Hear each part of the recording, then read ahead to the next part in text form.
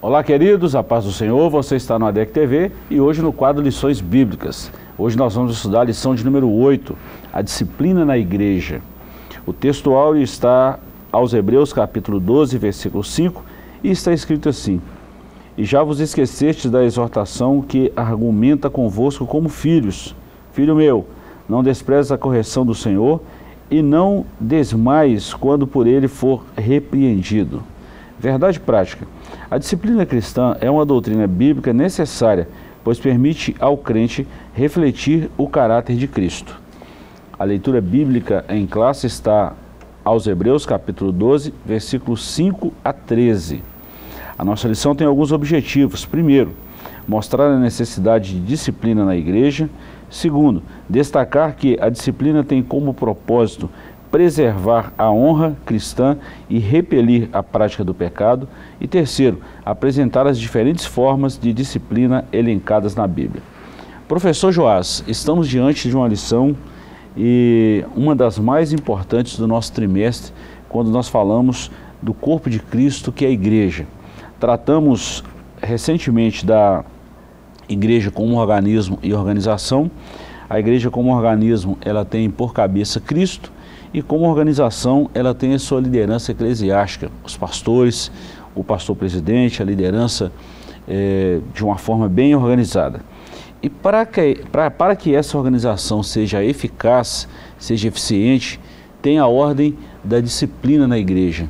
É um assunto muito debatido, não aceito por uma grande parte hoje de igrejas neo-ortodoxas, mas quando nós olhamos para a Bíblia, nós vemos esse assunto aí gritando, e principalmente em dias atuais, onde a santidade já não é tão pregada nas igrejas. Esse é o assunto que vamos falar. A disciplina é um assunto um tanto esquecido, né?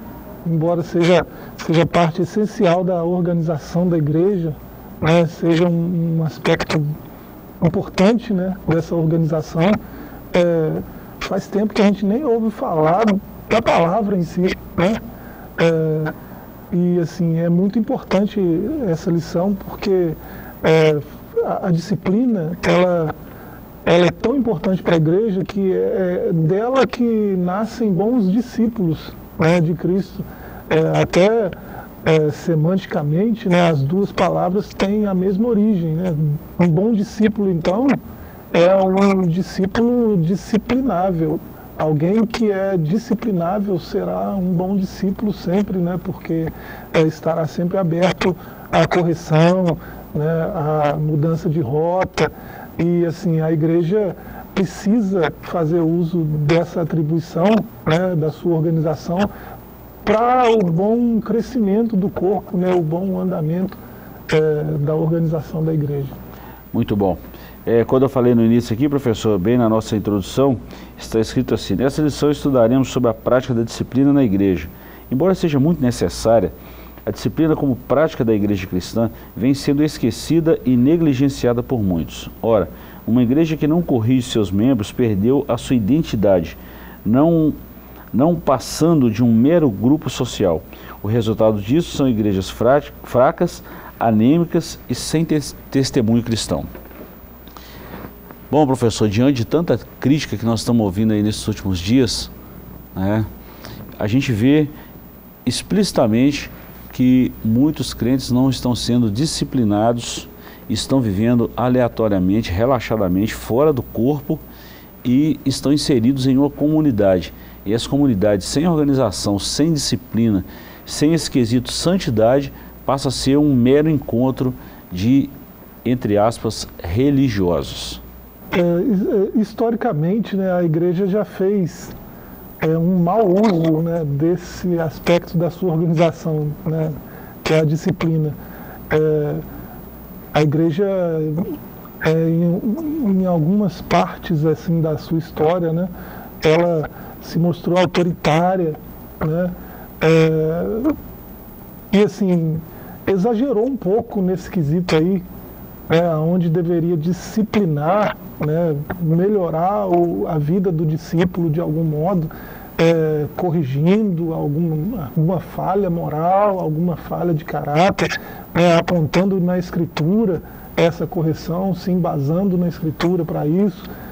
A igreja se perdeu historicamente, né, e acabou exagerando no ponto, né, na dose, e depois, né, acabou seguindo um caminho, né, o caminho mais moderno aí, é o de não disciplinar de jeito nenhum, né, o que está tão equivocado quanto o exagero. Exagerar na disciplina e não disciplinar é errado do mesmo jeito. A Escritura fala de diversas formas de disciplina, e a Escritura deixa bem claro que isso é para o crescimento do corpo, para a saúde do corpo. Se não houver disciplina, o corpo não terá saúde. E se a disciplina for exercida de forma equivocada, do mesmo jeito, da mesma forma. Então a disciplina é para a saúde do corpo e para o crescimento do corpo de Cristo, conforme Cristo espera que aconteça, e até nos exige, né, a disciplina exerce um papel essencial e ela precisa ser amparada na própria Escritura, que fala desses aspectos que a gente vai ver na lição aí, né, para a disciplina do corpo. Bom, professor, falando nesse aspecto de disciplina, nós vamos trabalhar em 3 subtópicos, em 3 temas hoje. Primeiro, a necessidade da disciplina bíblica, o propósito da disciplina bíblica e formas de disciplina bíblica. Para a gente começar aqui, a disciplina precisa ser corretiva e formativa, né? É uma correção de acidente de percurso. Ninguém está livre de pecar, pelo contrário, todos pecamos, né? Só que alguns determinados comportamentos precisam ser corrigidos. Eu fiz uma anotação aqui bem no final desse primeiro capítulo aqui, e nós vamos trabalhar em 3 subtópicos aqui nesse ponto 1 aqui, necessidade da disciplina bíblica. Deus é santo, a igreja é santa, e quando a igreja não disciplina.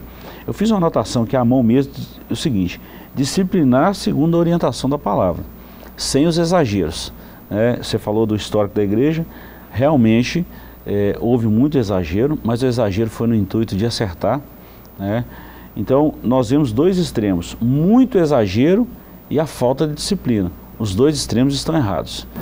A igreja tem que andar ali no equilíbrio.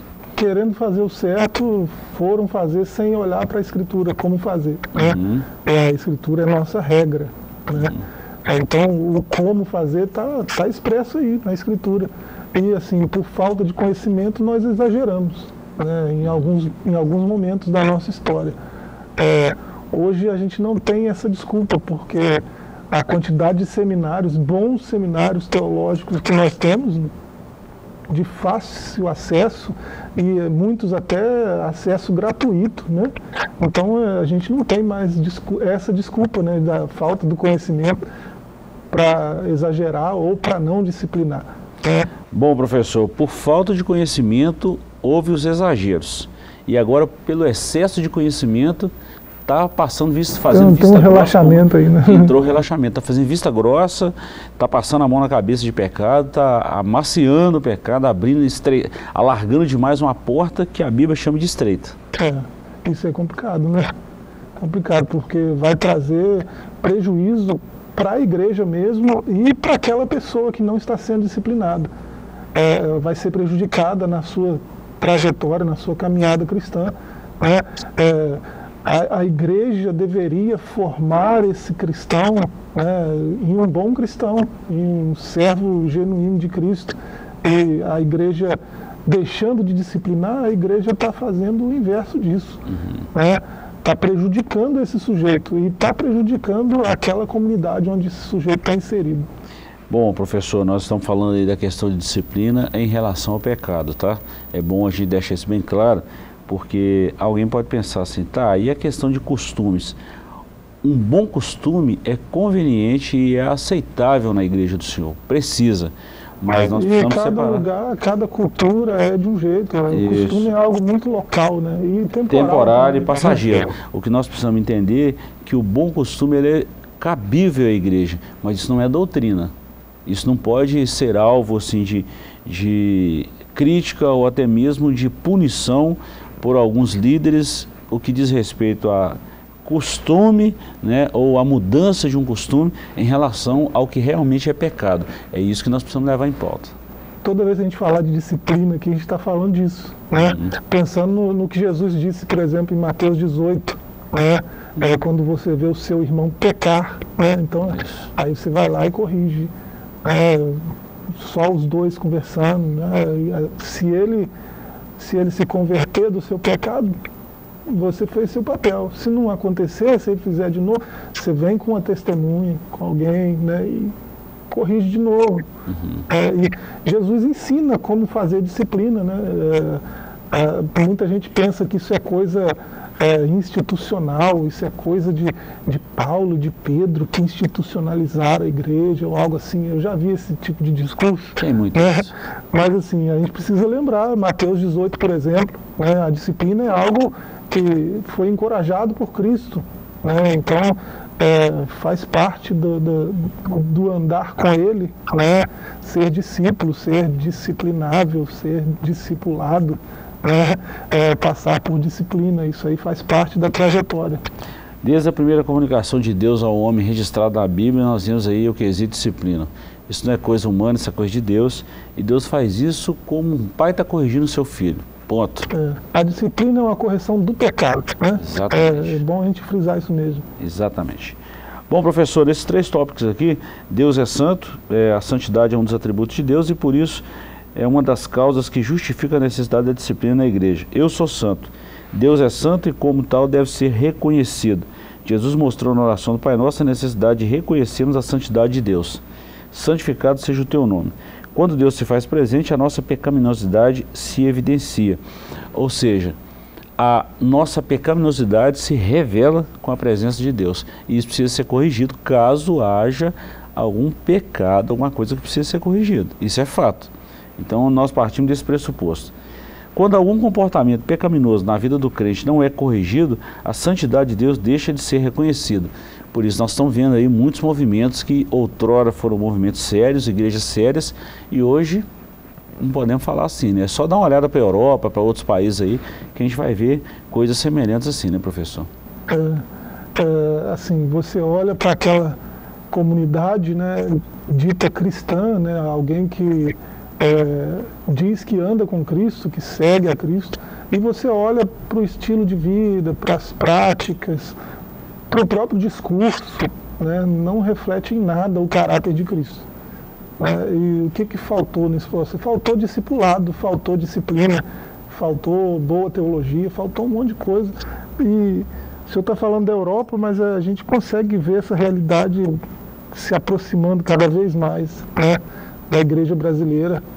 E assim, dá para corrigir ainda, né? A gente precisa voltar à palavra, um retorno à Escritura, um retorno à palavra é urgente e extremamente necessário para que nos tornemos discípulos melhores de Cristo, né? Todos somos pecadores, todos precisamos de disciplina, né? E há muita coisa acontecendo em nossa volta e perto de nós que a gente está vendo uma negligência desse aspecto, né? E isso é muito prejudicial. Daqui a pouco a gente consegue vislumbrar o futuro dessas comunidades que estão fazendo isso. Deixa eu dar um exemplo claro, professor, como pastor, tá? Porque eu estou falando como pastor agora. Se nós, pastores, observarmos algum comportamento fora do padrão bíblico de alguma pessoa, e a gente não chamar essa pessoa e não trazer luz para que essa pessoa reconheça esse comportamento torto, complicado, essa pessoa pode complicar o meio em que ela vive. Então o pastor precisa agir dessa forma. O irmão, qualquer irmão na igreja, o certo, você já falou, Mateus, se alguém vê o irmão pecar, vai até ele e conversa. Isso é bíblico. Agora, quando o pastor vê e não fala nada e deixa o carro andar, deixa o barco navegar, é um problema sério. Isso é um problema de comportamento que precisa ser tratado.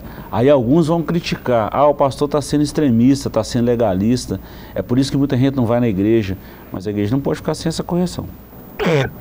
Qualquer cristão tem o dever de fazer isso, e o pastor tem o dever de ofício, né? O dever de ministério, né? Ele foi chamado para isso, para conduzir, para apacentar, para guiar, né? Então, se ele não fizer isso, ele está sendo extremamente negligente com algo que é dever de todo cristão, que dirá de um líder, né? De alguém responsável diretamente pelo discipulado, né? E pela disciplina. Você vai entender por que eu falei isso aqui agora, todos vão me entender. Geralmente a gente usa alguns termos assim, quando eu cito assim, estou falando como pastor, exatamente para a gente ver a necessidade gritante da igreja hoje.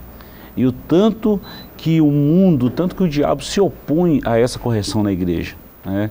Por medo de perder alguém, por medo de perder um dízimo, por medo de perder uma boa oferta e coisas semelhantes. Então vai passando a mão no pecado, vai acariciando o pecado e isso vai destruindo o meio cristão. É sobre isso que eu estou falando quando o pastor vê e não corrige. É como se estivesse criando um lobo no meio das ovelhas. Daqui a pouco todo o rebanho vai ser dizimado. A gente olha para outros ambientes, né, outras organizações, outros organismos, e a gente vê que às vezes há um valor disciplinar maior do que o que a gente vê em muitas comunidades nossas, né? Um exemplo bem prático, né, bem claro, parece que até o comentarista usa no livro dele, né, sobre esse assunto aí. Ele fala dos esportes, por exemplo, né? Um competidor de alto nível, ele tem uma disciplina de treino muito rígida, e assim, os comitês, né, do esporte que ele está envolvido, mais ainda, né? Então, algumas coisas são inaceitáveis. Se o tal esportista negligencia a disciplina e incorre em algum erro disciplinar grave, aquele comitê vai afastá-lo do esporte por algum tempo, ele vai ser afastado de competições importantes, ele vai ter um prejuízo na própria carreira, mas ele vai ter a oportunidade de se corrigir, né, de crescer mais ainda com aquela disciplina. Se não acontecesse, ele seria negligente, né, cresceria muito menos. Isso é um exemplo prático e básico, né? E vale para a organização da igreja também. Paulo faz essa comparação do cristão com um atleta, né? Assim, e um cristão que está correndo mal, se ele não corrigir, né, a disciplina, se ele não for corrigido pela disciplina, ele pode parar a corrida no lugar errado, né? Ele poderia alcançar outros patamares e vai estacionar ali porque não foi disciplinado. Bom, já que você está falando isso aí, tem muitos atletas aí, dentre eles a gente pode ver muita coisa semelhante a isso aí. O autor falou isso no livro dele, é até bom você falar sobre isso, sobre esse comportamento de treinamento, disciplina e de uma meta, de um foco. A igreja também é do mesmo jeito, tá, professor? Não muda nada. A igreja também é santa, né? O povo deve ser separado aqui é a mesma coisa de consagrado e se consagrar ao Senhor. E para a gente fechar esse ponto, esse primeiro bloco aqui, quando a igreja não disciplina, se a igreja como corpo de Cristo deve ser santa, falamos no tópico anterior agora, da mesma forma o cristão como membro desse corpo o deve ser também. A santidade faz parte da identidade do cristão. Logo, a falta de disciplina acaba embotando essa identidade. Surge então a imagem do crente mundano ou carnal. Na verdade, esses adjetivos revelam de fato um crente indisciplinado, alguém que não tratou ou não foi tratado aquilo que acabou se tornando um hábito pecaminoso. Nesse sentido, a falta de disciplina acaba destruindo o limite entre o sagrado e o profano. Portanto, uma igreja que não disciplina seus membros torna-se mundana. E tem uma referência de Apocalipse 3,19, quando o próprio Senhor repreendeu a igreja por tolerar Jezabel. É claro que ela está falando das práticas dessa mulher citada na Bíblia, né, professor? Tem muitas condutas reprováveis, né? E se a disciplina for negligenciada, quem sofre é a igreja, né? Ou quem mais sofre com isso é a igreja. Nesse caso aí, essa Jezabel é uma figura, né, que é usada aí para exemplificar o que estava acontecendo naquela igreja, né?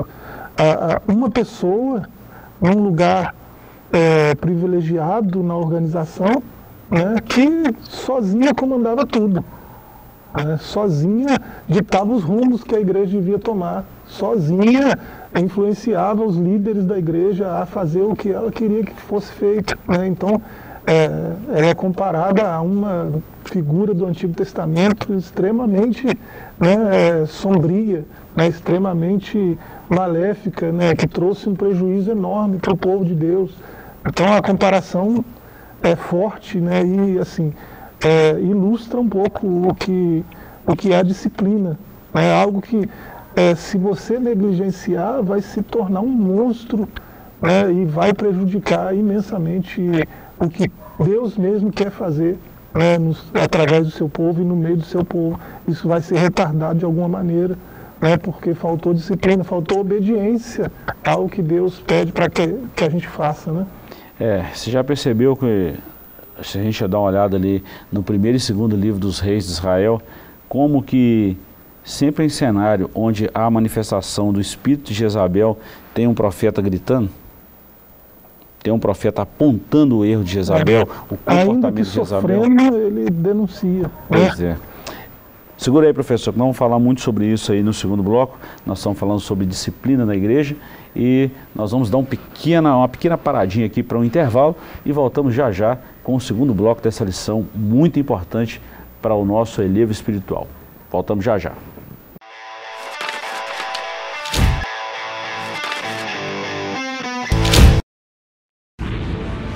Seja bem-vindo ao novo site da Assembleia de Deus Caratinga.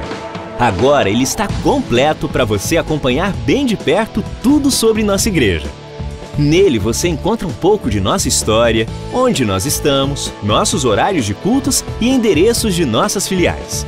E ainda você poderá fazer seu pedido de oração, sua contribuição, acompanhar nossas notícias, entrar em contato conosco e muito mais. Mais uma forma de você acompanhar tudo o que acontece na Assembleia de Deus Caratinga, de onde você estiver. Acesse agora assembleiadedeuscaratinga.org.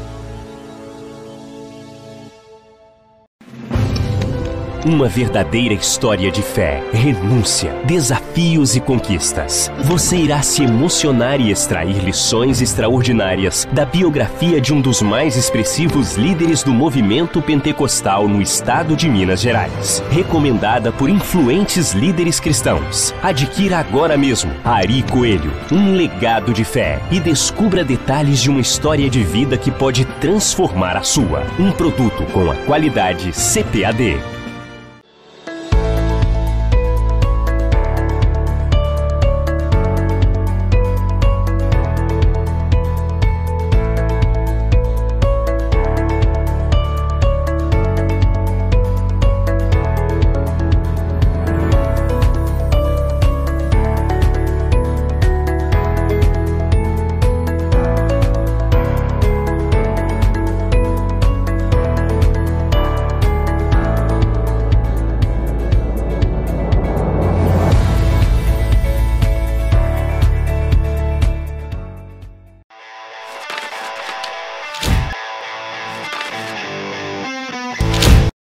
De volta com o seu ADEC TV, nós estamos falando hoje da lição de número 8, a disciplina na igreja.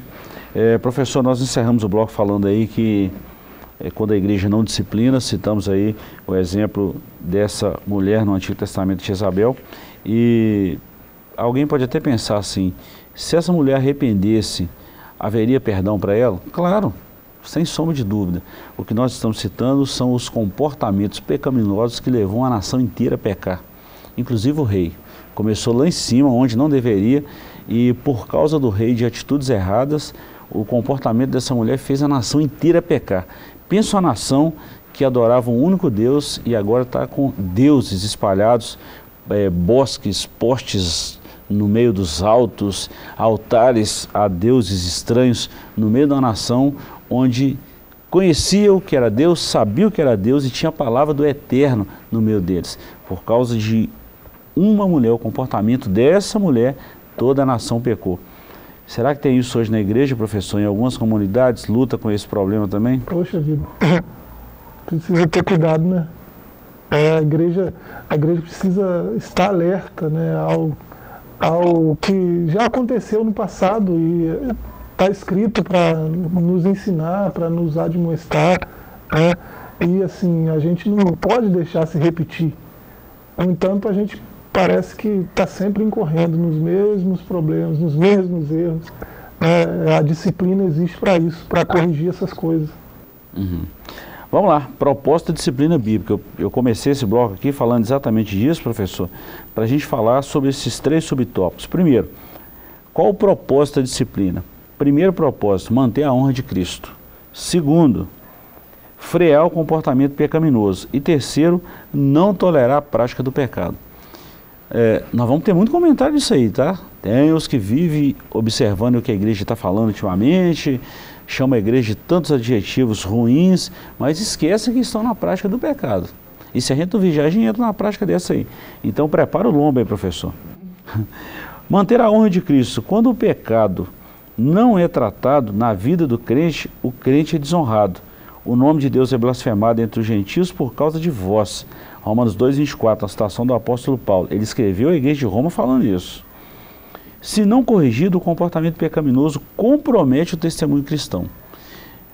Paulo corrigiu essa prática na sua primeira carta aos Coríntios, e eu vou falar o que estava acontecendo um incesto no meio da igreja. E Paulo trouxe essa tona, corrigiu e falou que a igreja tinha que disciplinar essa pessoa que estava fazendo isso.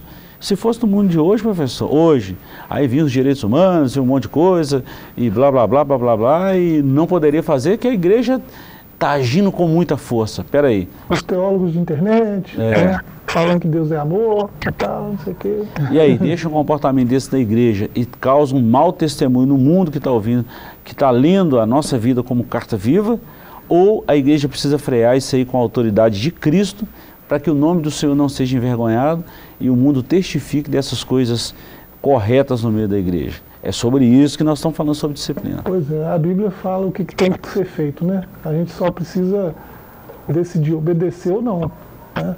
Para não obedecer é muito simples, é só deixar rolar, né? Para obedecer, às vezes, precisa de atitudes um pouco não ortodoxas, né? Um pouco não bem vistas, não bem aceitas por todos, geram algum tipo de controvérsia até no meio daquela comunidade, mas se precisa ser feito, precisa ser feito. Se a Bíblia diz como fazer, façamos como a Bíblia diz para fazer. Então, a disciplina era para ser vista com mais valor, né, do que o que a gente tem demonstrado, né? A gente começou essa lição até na introdução já falando que é algo que a igreja tem negligenciado, e isso precisa mudar, né? Precisa mudar. Bom, o primeiro é manter a honra de Cristo. O segundo aí é frear o comportamento pecaminoso. Outro propósito da disciplina cristã está no fato de que ela põe um freio no comportamento pecaminoso. Isso porque o pecado é algo extraordinariamente contagioso, que tem poder de se alastrar com grande facilidade. Eu grifei isso aqui, ó. Jesus falou isso, né?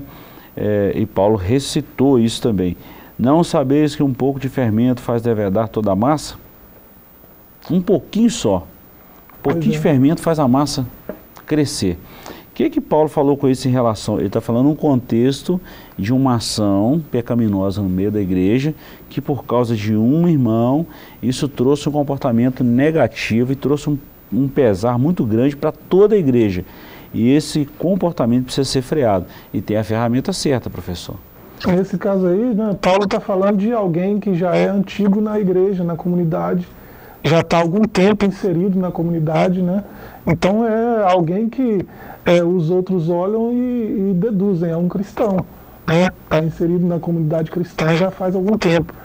E aí, na prática, o que o comentarista está dizendo aí, e Paulo também, né, estava dizendo, na prática é que esse alguém que é reconhecido como cristão, né, que já tá inserido na comunidade cristã há algum tempo, comete um erro, um deslize, né, uma falha de qualquer ordem, aí é uma falha grave, mas uma falha de qualquer ordem, que é conhecida publicamente, essa falha, e assim, há uma negligência na disciplina, a igreja falha em disciplinar, os outros cristãos, até os que chegaram mais recentemente, os neófitos, né, os novos convertidos à fé de Cristo, né, os que chegaram agora, eles vão olhar, poxa vida, se esse sujeito que já é cristão há tanto tempo não conseguiu frear o pecado, né, não conseguiu agir de maneira santa, e ele já está há tanto tempo. E assim, a própria comunidade, né, deixou quieto, deixou passar. Então, para que eu vou lutar contra o pecado? O meu pecado não é o mesmo dele. Né? Olha assim, o sujeito comprou e não pagou. Não, eu não faço isso. Mas eu tenho outros pecados tão graves quanto esse. E para que eu vou ficar lutando contra isso? Né? Se alguém que já está há mais tempo aí não conseguiu, e está tudo bem, ninguém está achando problema nisso, então vou ficar de boa, vou ficar tranquilo. E olha que esse pensamento pode ir se espalhando, se alastrando, um pouco de fermento levedando a massa inteira. Mas daqui a pouco a comunidade inteira está relaxada para a santidade. Está fazendo pouco caso da santidade de Deus e do estilo de vida santo que é exigido de alguém que anda com Deus. Então, olha o problema. Professor, e você falou um negócio muito interessante, por isso que a Bíblia fala, de novo, nós citamos o Mateus 18, se alguém vê um irmão pecar, o correto é não trazer a igreja de primeira mão. Se alguém viu, chame esse irmão, converse com ele, discipline segundo a Bíblia, por isso que a Bíblia fala, né, comunicar com os santos, tem que haver essa comunicação, uns perdoando os outros, e trata isso. Se o irmão atendeu, glória a Deus, você resolveu um problema, resolveu lá entre o irmão, para que não alastrar. Não, a pessoa não respondeu à altura de arrepender. Chama mais uma testemunha, vai. Na terceira vez aí traz a igreja. O correto é esse. É o padrão que Jesus estabelece lá em Mateus 18, né? Exatamente. Então você vê várias formas de disciplina na Escritura, né? Você vê essa forma aí da advertência particular, né? Você viu, você vai lá e você mesmo corrige, como um cristão, como um irmão, como parte do corpo, do mesmo jeito que corrige com amor e tal, né? Está lá em Mateus 18. 1 Coríntios 4, né, o senhor já lembrou aí, a partir do verso 19, né, fala de uma advertência acompanhada, uma visitação, né? Você visita o sujeito com mais outros crentes ou com mais outro crente, né? E conversa, e expõe a situação, e você está disciplinando de alguma forma, né? A Bíblia fala também, lá em 1 Timóteo, né, 5, verso 20, né, dessa disciplina com a visitação, né, com mais alguém. E a Bíblia fala de outras formas de disciplina, né? Você pode mandar uma carta para o sujeito, hoje seria mandar um zap ou algo assim, né? Também é uma forma de disciplina. Você está lá no grupo lá da igreja, no grupo do coro, e alguém manda uma coisa completamente inadequada. Vai no privado e fala, ô irmão, você está fazendo algo reprovável, porque aí, se puder embasar biblicamente, né, coloca lá o texto, né, a pessoa pode se sentir ofendida ou não, né, eu acho que para se sentir ofendido com a Escritura é porque algo não está bem, né? Já é um péssimo sinal, né? Mas você fez o seu papel, né? Então tem diversas formas de disciplina e todas elas são amparadas pela Escritura, e a igreja não pode esquecer isso, né? Bom, baseando nisso que você falou e trazendo um texto bíblico, essa é a verdade que você acabou de falar aí, no caso de uma correção, ela não é prazerosa no momento. Hebreus capítulo 12 e o verso 11, olha o que está escrito. E na verdade, toda correção ao presente, ou seja, no momento da correção, não parece ser de gozo, senão de tristeza, mas depois produz um fruto pacífico de justiça nos exercitados por ela.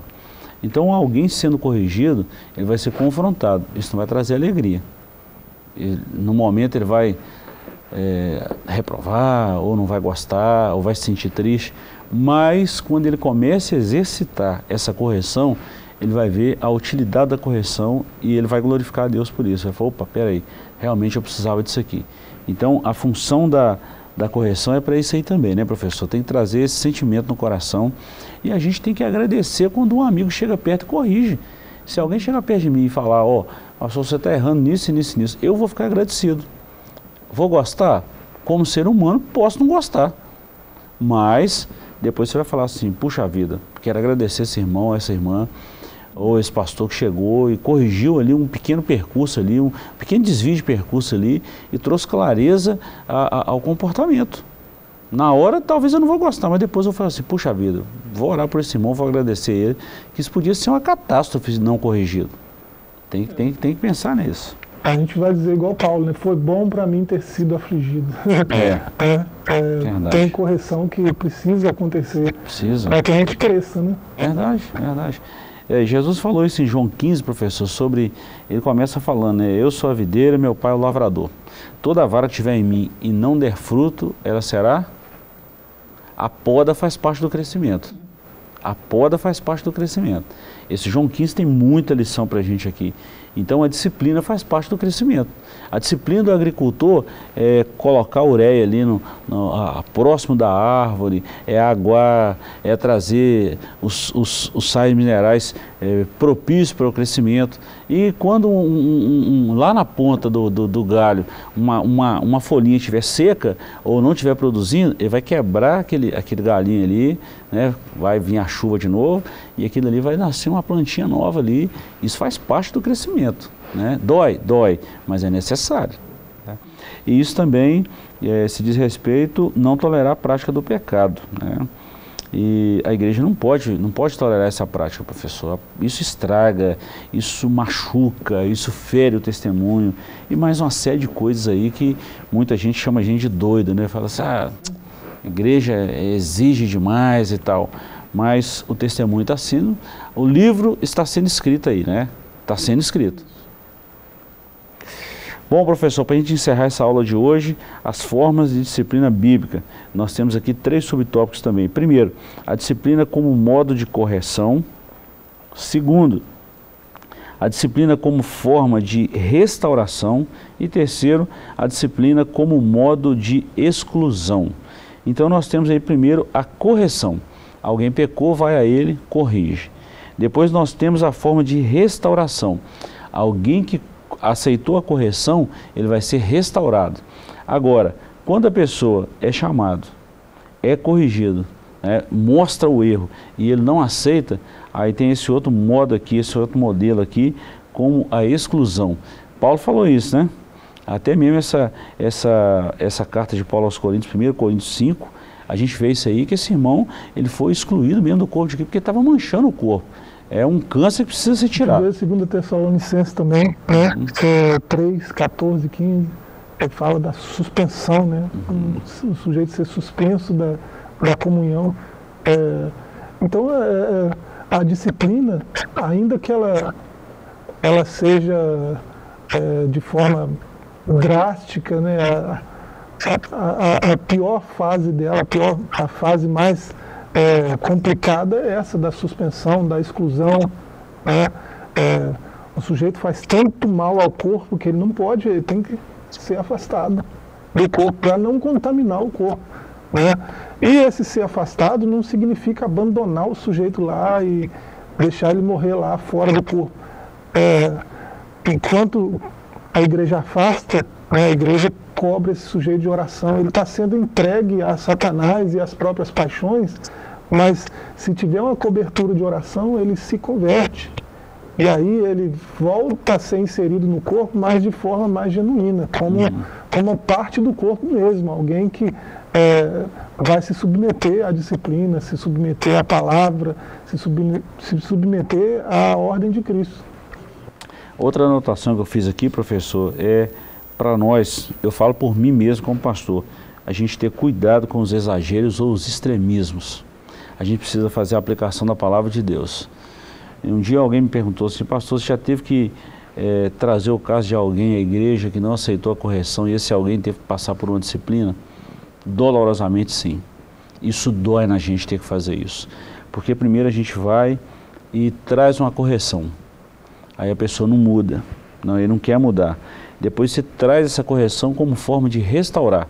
Então, nessa correção, a pessoa pode tomar dois rumos. O primeiro é de uma restauração, ele arrepende e deixa a prática do pecado. Ou o segundo, não, eu não quero, então eu vou partir para o outro lado, eu vou viver a minha vida dissoluta no pecado. Então, nesse caso de uma vida dissoluta, de uma vida praticante mesmo, na prática do pecado, a igreja precisa tomar essa dura decisão de ter que dar liberdade a essa pessoa em viver lá.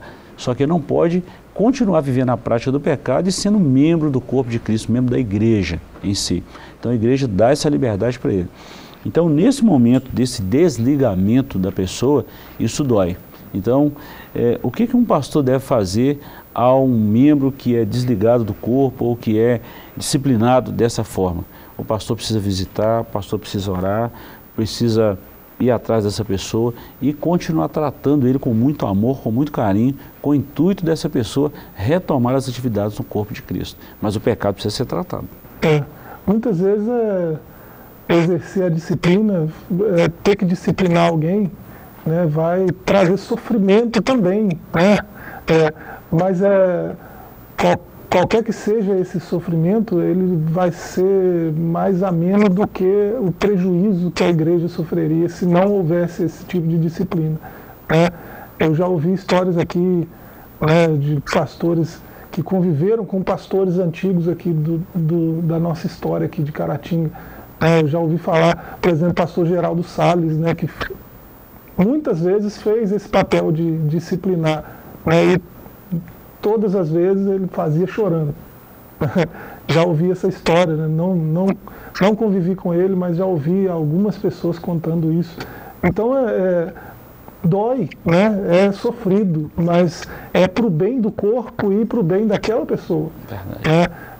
Se não houverem excessos, exageros, se for feito amparado pela Escritura, né, e visando o bem do corpo, vai dar certo. Vai ser bom, vai ser para a saúde do corpo. Outro pastor que eu convivi um tempo com ele, bem na minha, vamos falar assim, na juventude mesmo, foi o pastor Otávio. Disciplinava, assim, quando trazia uma disciplina dura à igreja, ele fazia isso chorando. E no outro dia você podia saber que ele estava lá chorando aos pés do Senhor por aquela pessoa que teve que passar por uma disciplina. E eu conheço pessoas que passaram por disciplina na época do pastor Otávio. O pastor Otávio hoje já é falecido, já descansa no Senhor. E eu me lembro de uma pessoa que passou por uma disciplina dessa, que no outro dia na oração cedo ele estava lá orando e chorando aos pés do Senhor por aquela pessoa que passou por uma disciplina. E essa pessoa hoje, ela foi restaurada, foi curada desse mal, graças a Deus. E hoje é um pastor que serve o Senhor. Olha só. Então a necessidade de uma disciplina, né? Isso é importante. É isso aí. Chegamos ao final dessa lição, espero que agregamos algum conhecimento bíblico a você e te convidamos a participar presencialmente das nossas lições. As nossas lições acontecem aos domingos de 8 às 10 da manhã em qualquer igreja Assembleia de Deus. Você é o nosso convidado. Fica aqui o nosso convite a você. Deus te abençoe, obrigado pela companhia e voltaremos na próxima semana, se Deus nos permitir. Até lá e um forte abraço.